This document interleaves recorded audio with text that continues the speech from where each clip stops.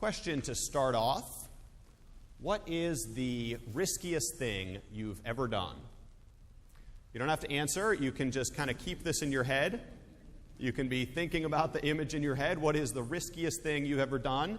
And as you picture the image, I've got a couple questions for you. Did it involve a car? Maybe.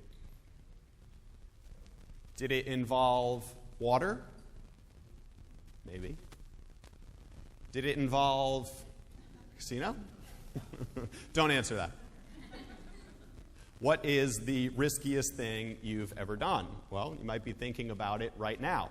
And it leads us to ask the question, what is risk? What is the definition of risk? Well, sometimes we think it is something that's dangerous. If you're in a risky situation, it's a dangerous situation. But really, if you look more broadly at what is risk, consider betting on something. There's risk in betting on something. A more stable definition of risk is the following. It is to say that risk involves an uncertain situation with both a positive and a negative outcome. Okay? Could go really well, could go really poorly, and you don't know how it's going to turn out. That's why it's risk. Well, these two stories in the gospel that we just heard both involve risk. They're both situations where Jesus and the disciples don't know how things are going to turn out, and there is uncertainty because it could be positive or it could be negative. The first story is that Jesus returns to Nazareth, to his hometown, and the second is that he sends out the 12 on an evangelism tour. So let's take a look at this first story, Jesus returning to his hometown. And to do this, we have to remind ourselves about the geography of the area where Jesus had his ministry. Let's take a look at the map. You can see that blue on the left side, which is the Mediterranean Sea, and then the blue bubble in the middle, which is the Sea of Galilee. And the Sea of Galilee is a major landmark where Jesus spent a lot of his ministry.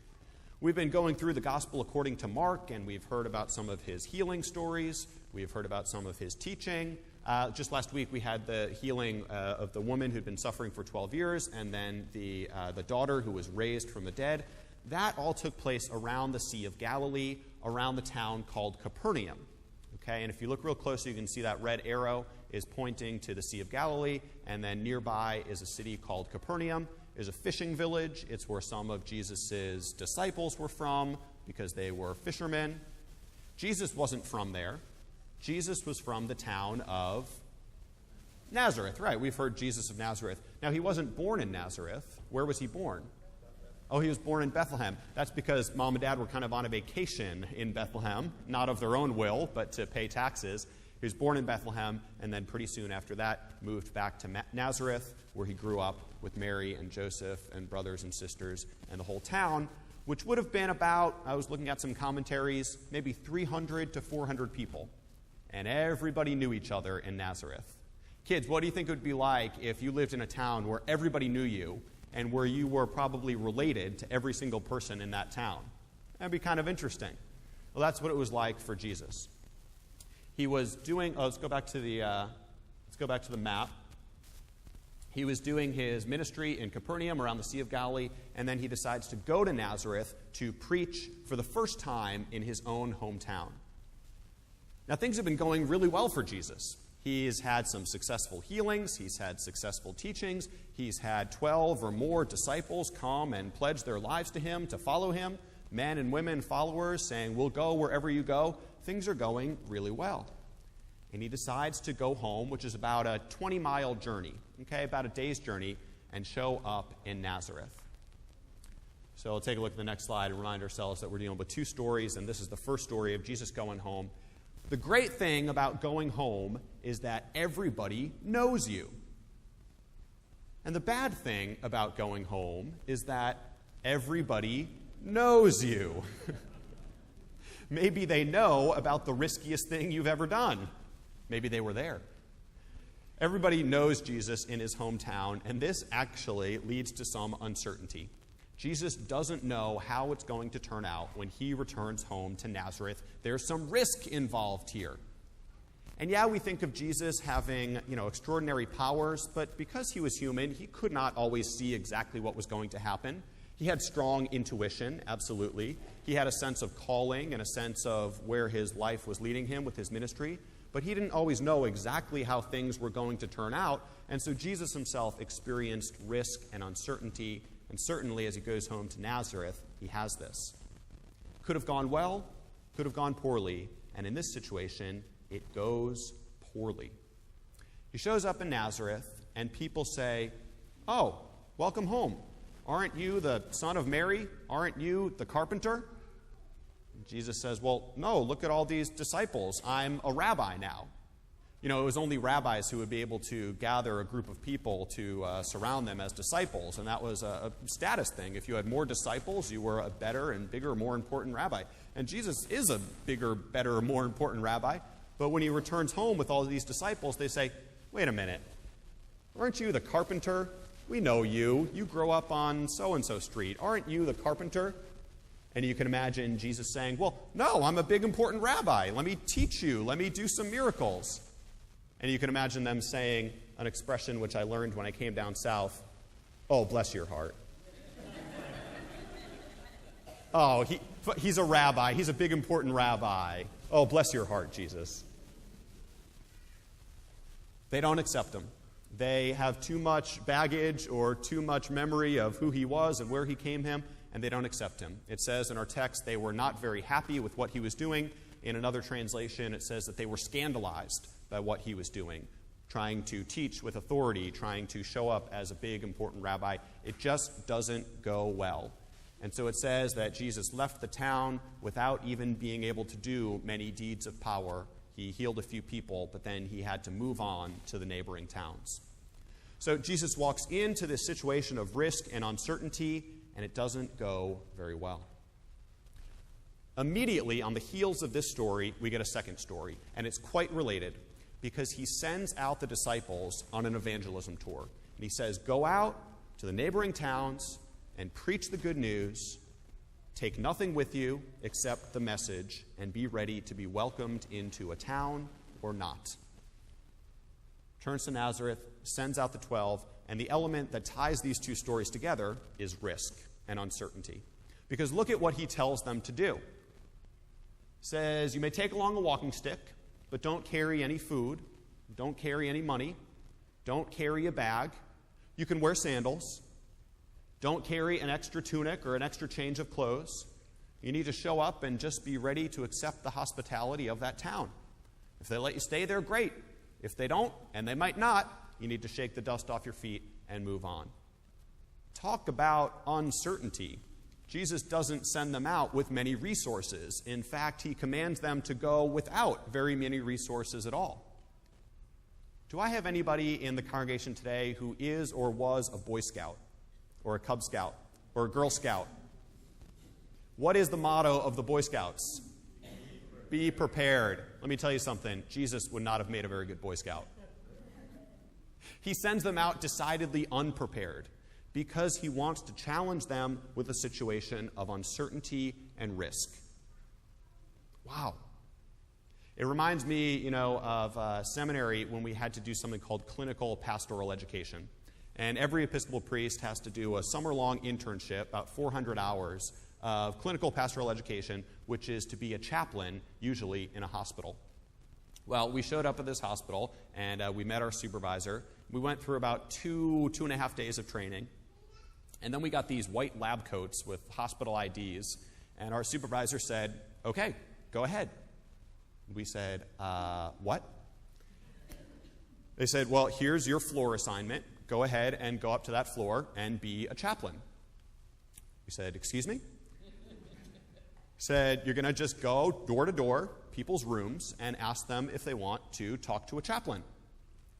I said, "Beg your pardon?" "Go ahead. See you in a couple hours." And we were sent off with our little white lab coats and our little hospital IDs and our terrified expressions, I'm sure, as we were told to go from door to door, knocking and saying, "Hi, my name is Matthew. I'm a chaplain intern. Would you be interested in having a talk with a chaplain today?" We were sent out decidedly unprepared, And it was a situation of uncertainty, and certainly risk was a big feeling that I had inside me, because there's always a risk of rejection, right? There's always a risk of things not going well. There's always a risk of the person not wanting to talk to you or not wanting to hear the message. Or if you're Jesus showing up at town and have people not want to accept your new identity. Or if you're these apostles sent out for evangelism of a town not welcoming you, or not having enough food, or not having a place to stay. There is risk in uncertainty. But here's what's so cool about these two stories that are linked in our gospel passage. Jesus only sends out his disciples on this risky adventure after he himself has been through a risky situation that ended in rejection. So he sends out the disciples to go from town to town right after he himself has failed in his own town. And so it is that we are reminded of something which we already knew.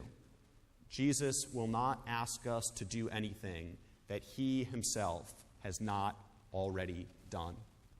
He does not ask us to subject ourselves to anything which he himself has not already subjected himself to.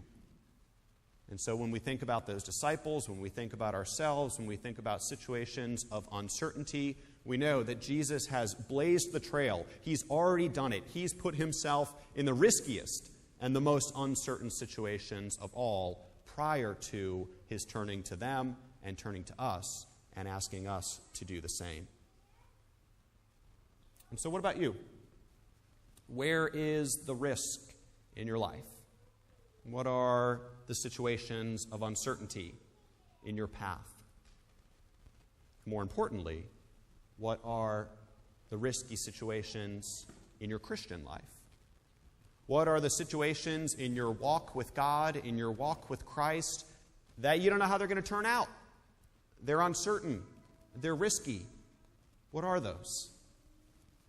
Maybe you're being called on a mission trip. Maybe there's that little piece of you in your heart that says, I need to go on a mission trip. That's a risky thing. You don't know how that's going to turn out. You don't know if you could raise enough money for it. You don't know if you could take enough time off for it. You don't know if it would work out. But maybe you're being called on a mission trip. Maybe you're being called to talk to somebody about Jesus, whether it's a friend or a family member. That's an uncertain situation. You don't know how they're going to respond. You don't know if they're going to like what you have to say. You don't know if they're going to be put off by what you have to say about your story with God. But maybe in this risky ministry, you're being called to talk to a friend or family member about Jesus. Maybe you're being called to increase your pledge at church or increase your contributions to another charitable organization.